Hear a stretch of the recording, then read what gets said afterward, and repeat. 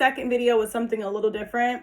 I am a firm believer of like spiritual energy and like battling through spiritual warfare. So I'm going to start this first segment of the video with just burning some Santo Pablo.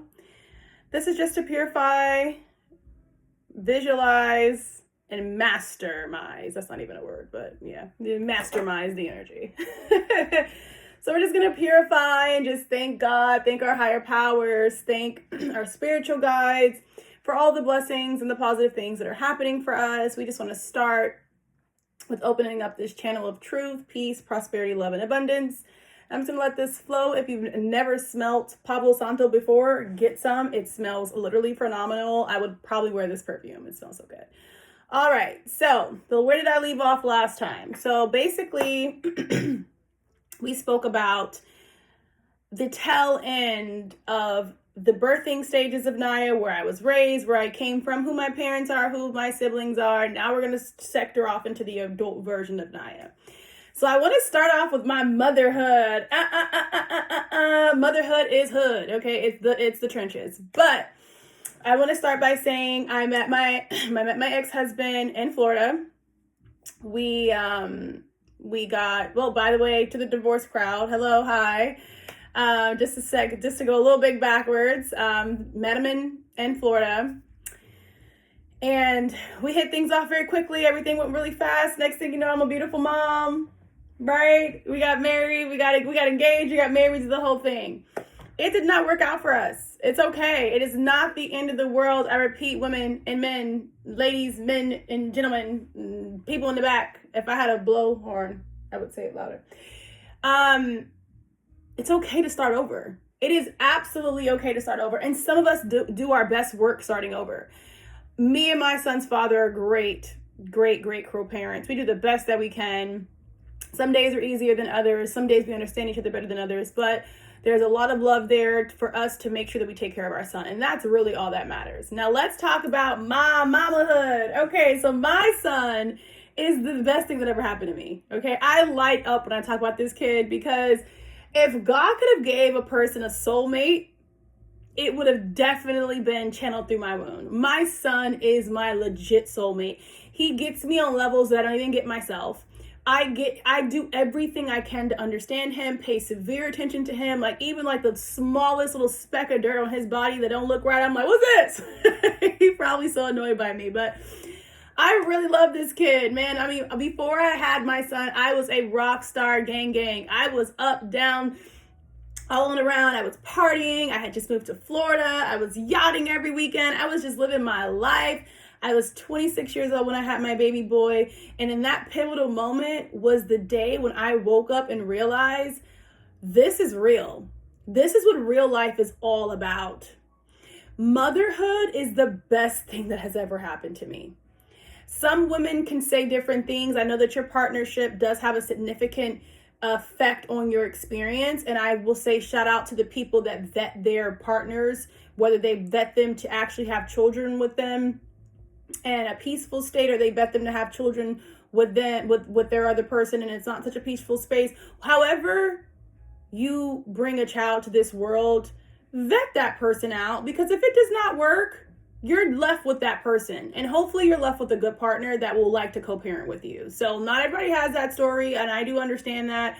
I am blessed and fortunate enough to say that my ex-husband tries very, very hard to stay present in my son's life, and I am extraordinarily grateful for that, because that's what it's all about. Family, love, partnership. And you'll hear me stress that about this in my channel. There is no I. Everything is we, right?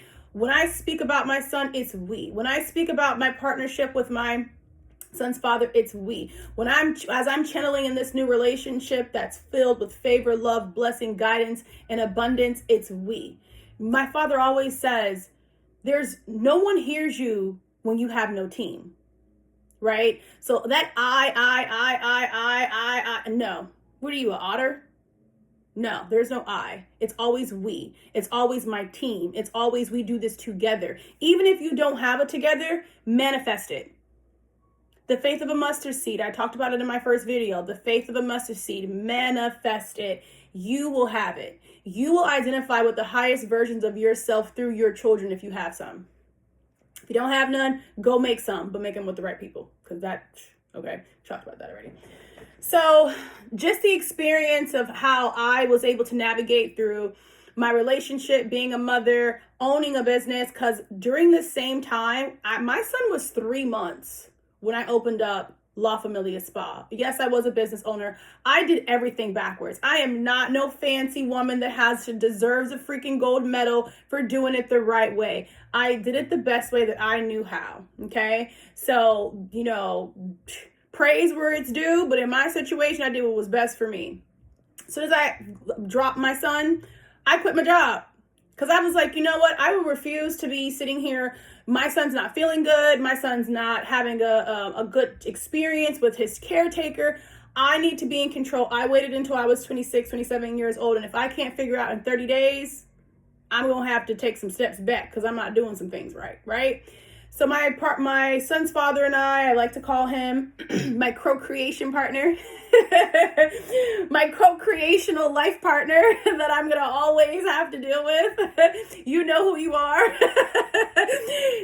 So I was fortunate enough to be able to say bye, right? As soon as I said bye, my ex-husband and I, we opened up a salon. He helped me follow through with all of my dreams. Shout out to you. You know who you are. Worked really well together. Everything went fantastic. I was shaking, moving, twisting, and turning. Almost busted my stitches open because I had a C-section. Shout out to the C-section girls. Putting in recess sliding, remodeling. And if you know, those that really know me know how hard it was and how much I strived to make that dream happen and how much I sacrificed with being a first-time mom, which I do not recommend to anybody. Do not do what I did. The amount of stress, depression, postpartum that hit me like a ton of bricks, and 6-7 months that normally hit you in the 3 months hit me like a ton of bricks. I had 10 employees. I had a relationship that was failing. I had a beautiful boy that I had to provide mentally, physically, and spiritually for. And I was still kind of sort of half-ass breastfeeding. So I had all that weight to carry me around. And then, not to mention, I'm a business owner. So I have a tribe of people that depend on my emotional stability. So in that time, in that season, I was very, very, very depressed. And I was extraordinarily depressed. I completely rejected my family. I went 7 days for a whole year of just trying to build my business because it's a pivotal moment when you're faced with a beautiful life that has been brung into your life, and then you're also faced with an opportunity to birth a dream that you had before that human being was even a mustard seed of a thought of even a sperm cell. So I had to collide those two worlds because it was very important to me to be a mother, but it was really important to me to be a business owner.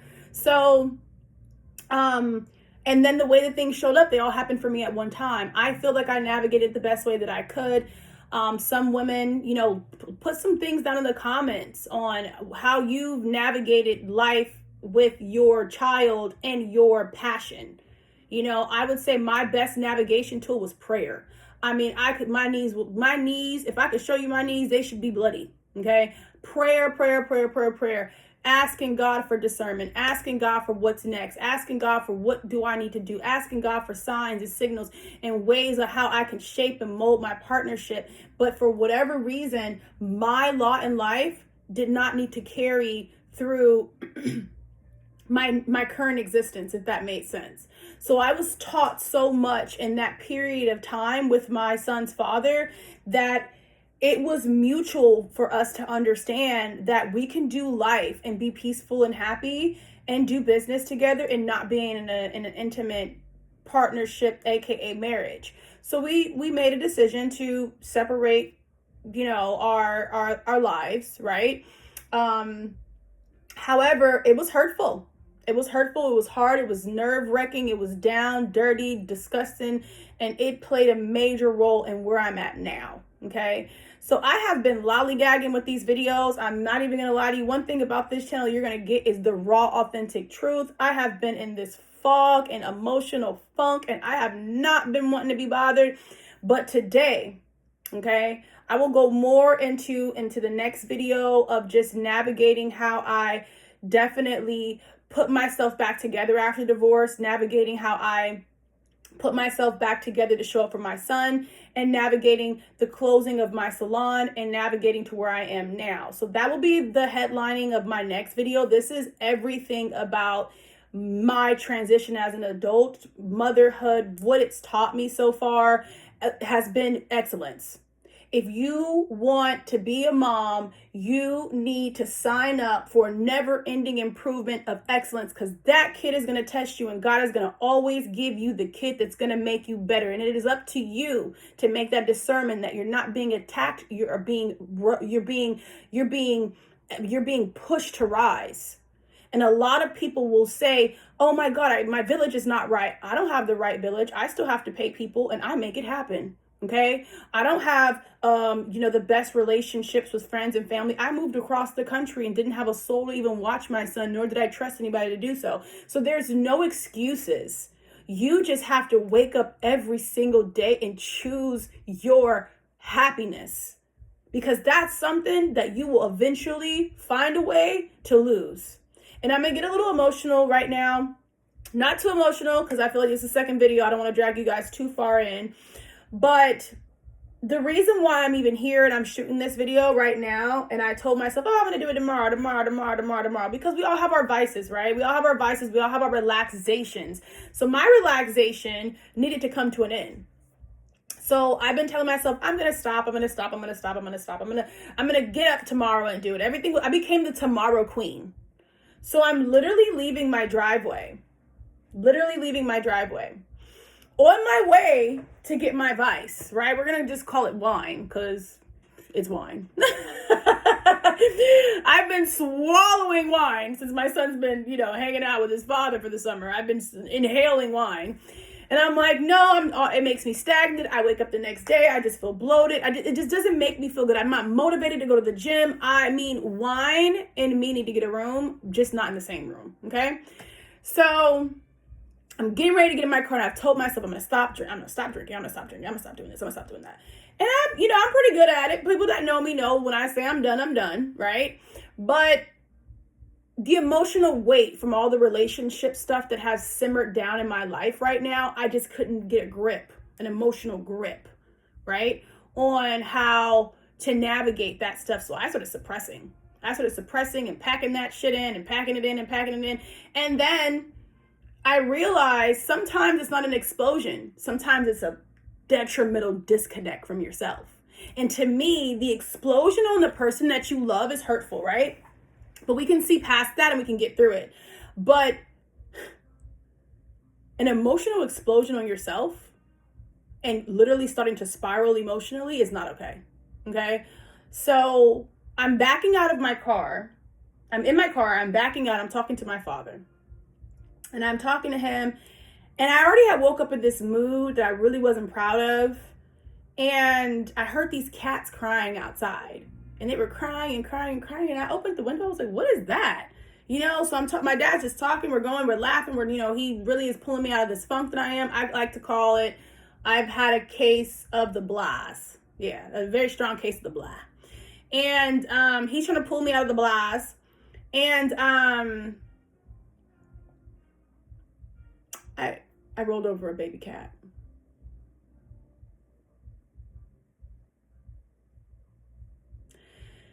And if anything about me, when it comes to animals, rabbits, dogs, cats, kittens, I just started bawling, because I have such a sensitive space for animals.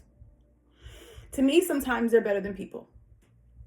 And I got out of my car, and I'm literally having a whole freaking panic attack. My dad's on the phone. He doesn't know what to do. He was like, well, Naya, what's going on? Who are you working with? He's just starting to take me through all these places.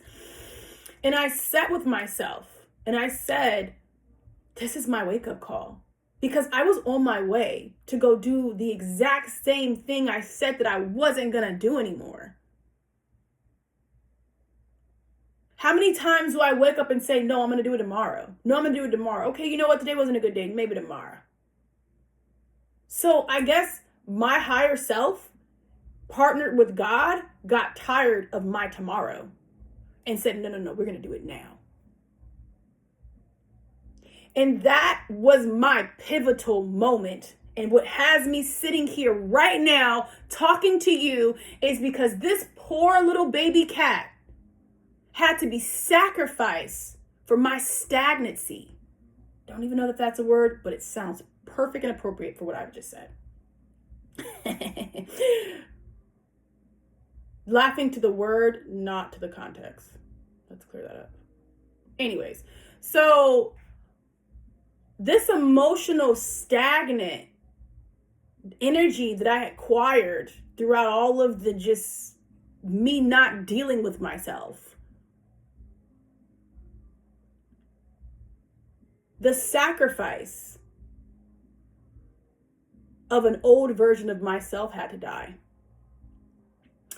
I went out there, I created a burial, I asked God for forgiveness, I sat with myself, I got not on my hands and knees, I got on the floor, spread out, chest first, screw your knees, God, I surrender. I surrender all, because clearly I'm not getting it. And whatever it is that I need to get, I'm not getting it. And God had to show me in this moment, this is what it is, Naya. Stop removing yourself from this elevational growth that you're destined for. And I think as humans, we all do that. We're scared of the next level, so we'll just stay stagnant and we'll just complain and whine and bitch and moan. Because we're not ready to deal with the energy, the work, and the effort that comes with that level up. So, this is the second video of the Millionaire Muse, raw, authentic, magnetizing, meditating, manifesting truth of your girl Naya. I'm going to close this out with a moment of silence for about 2 to 3 minutes. Not even going to go that long. I'm just going to do 60 seconds.